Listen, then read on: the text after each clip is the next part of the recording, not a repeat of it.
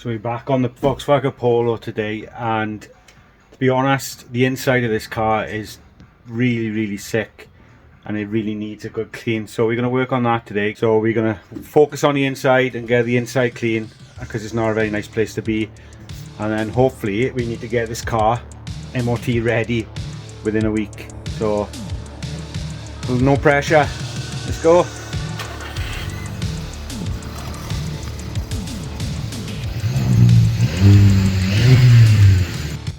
Before we carry out any electrical work or removing the seats of the car, we first need to make sure that the power is disconnected from the battery to ensure overall safety. We don't need any airbags blowing up in our faces.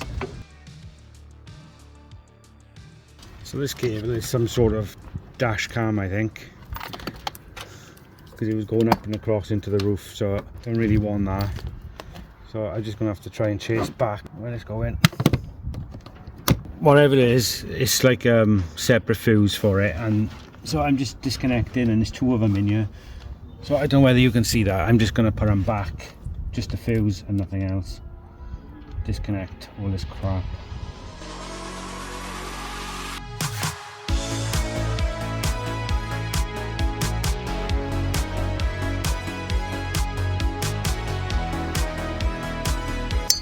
Which goes up and around.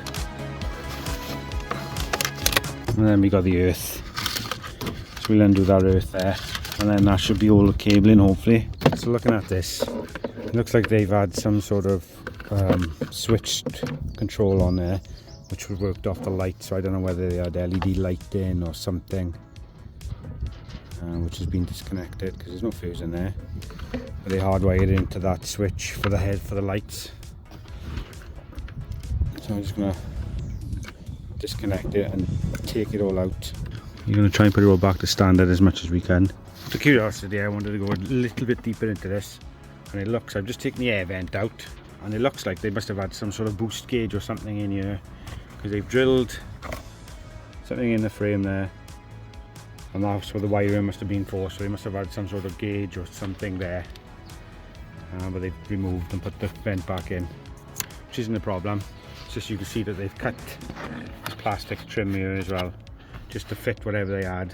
So I've just took the covers off, and that's what they've done to these cables. So they've spliced into them. They haven't cut them, lucky enough. So I'm going to deepen this so I can insulate this properly. Same with this one. Get this off.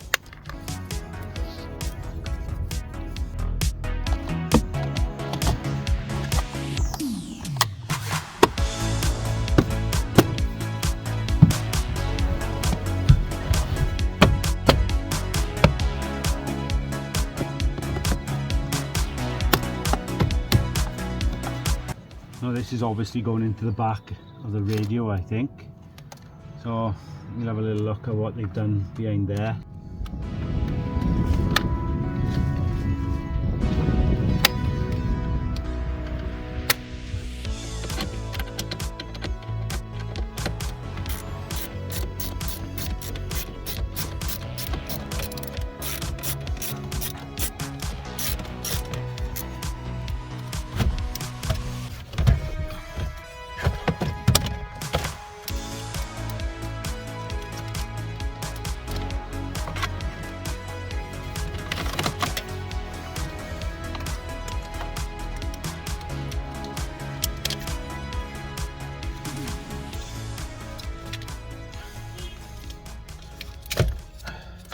And that isn't standard, so we're going to get rid of all this crap and put it back to the way it should be.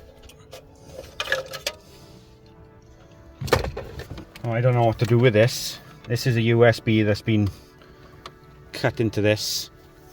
I might just leave that at the back for someone who might be able to do something with it, because it'd be pointless cutting it now. They might have their own head unit, and they might be able to plug that into the back of it, and then they've got a working USB. So it'd be silly for me to take that out now.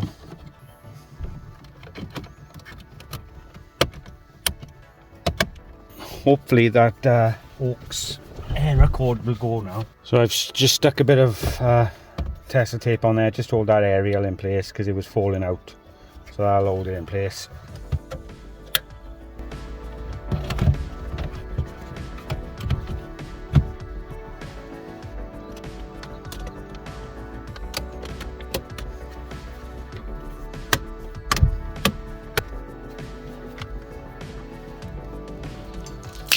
Oh, I don't know what's going on here, but I'm looking at these seats and this one is loose and just doesn't sit right. We know this was broke, but they ain't the original bolts to hold the seat in place, so I don't know why they would be missing. I'll try and take these seats out and have a look, because on the other side they're the right ones, they're the spline ones, but on this side they're them. So I don't know what's going on with this seat. We need to take it out, but I'm gonna have to try and get the proper bolts to put back in. It'll be a shame because these seats are not cheap. Whoever fitted this, the socket doesn't even go over the top of it. So I'm gonna have to use a spanner, 13mm spanner, until it comes up enough for me to get the socket over the top. But these are not the right bolts for the seat. Very dangerous as well. So that's the bolt they used.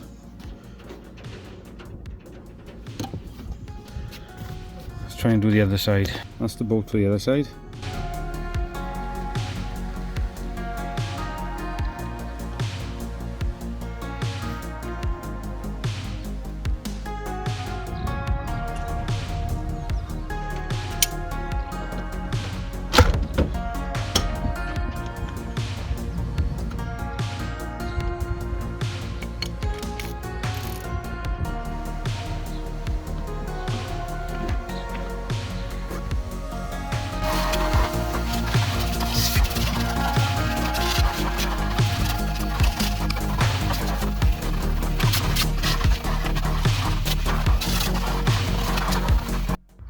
Now good luck.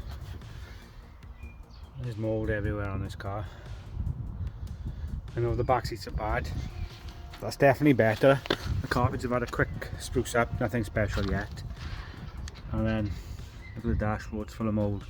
So I want to clean all the plastics while the seats are still out. What I have noticed, these seats have been out in the past for some reason, and some of these threads are gone, and that's why they've used different bolts. So you're going to have to try and retap these threads, and you either use different bolts or try and, I don't know, I'll have to try and get to that bit later on. But at the moment, I'm just in the case of just cleaning all this up.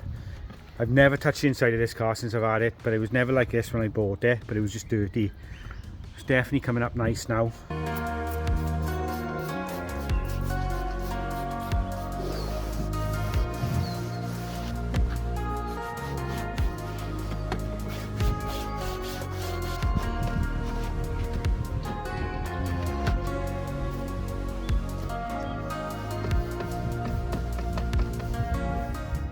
So I'm just going to carry on with this now, and I'll show you the results once I finish with all the plastics, because you just don't want to see me cleaning. But it's looking better already, so I'm happy.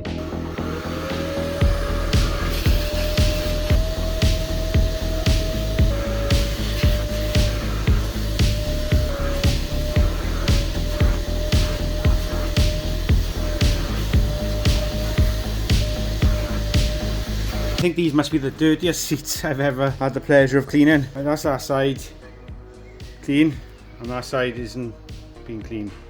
There's a good comparison there, innit? These are really bad. So take a look at the driver's seat. So these are what they look like now.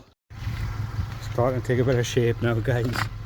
Like, them seats are not bolted in yet because I got to sort out and rethread some new walls, because whatever they've done, they've rounded off the threads or something. So there's nothing to bolt into there, and I'm going to have to rethread it and put a new bolt in a bit bigger. It's a lot cleaner. Remember that back seat? Look at that now. Still not happy about the way this is running, but the only way to test it now is by taking it for a spin once it's had its MOT, and see. It might even fail on emissions for all I know. I've got the discs and pads to go on, and I've also got to spray the calipers blue and give them a good service. And I've also got a drive shaft to go in. They roll on order and they come in. So the reason why I'm putting a drive shaft in is when I was underneath the car, I noticed on the inner drive shaft, the CV boot, it was all split. And rather than muck around trying to repair that, I just ordered another one. I bought this a while ago, so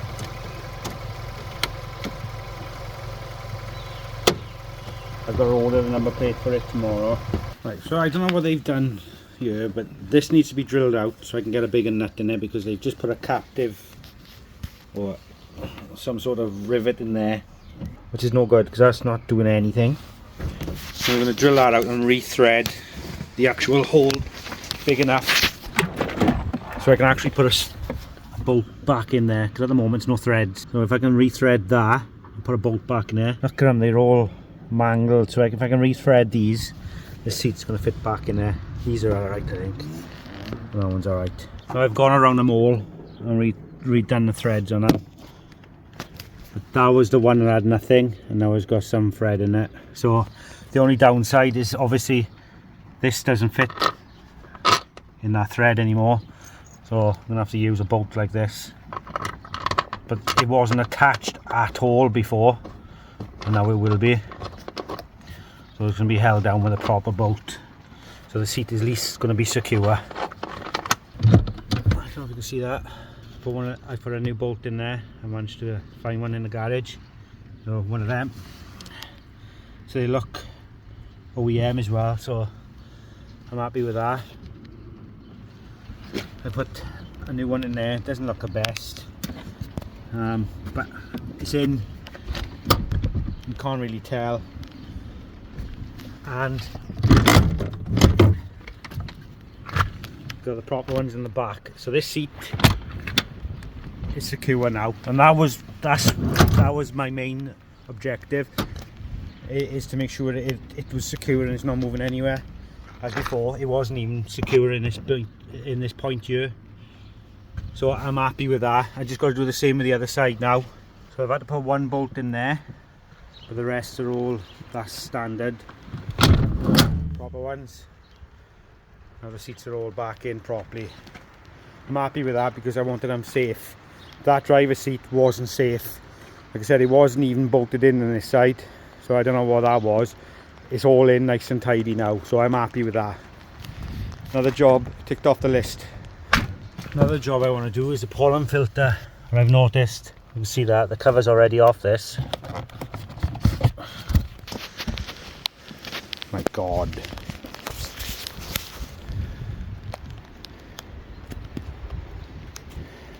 So we're lucky enough we got a nice new one. So Comline is what I'm using for the carbon filter. It's probably the cheapest. I imagine that's probably why I had it. That's all back in now. So that's another job ticked off the list.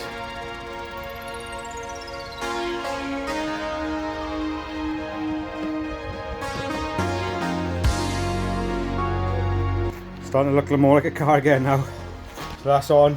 We've got the discs and pads to do. I can't do it in this, so it's gonna be another day for that. I went and picked them up ready. So we've got the discs and pads to do, and we've also got the 2 drive shafts to do. And then it should more or less be ready for an MOT.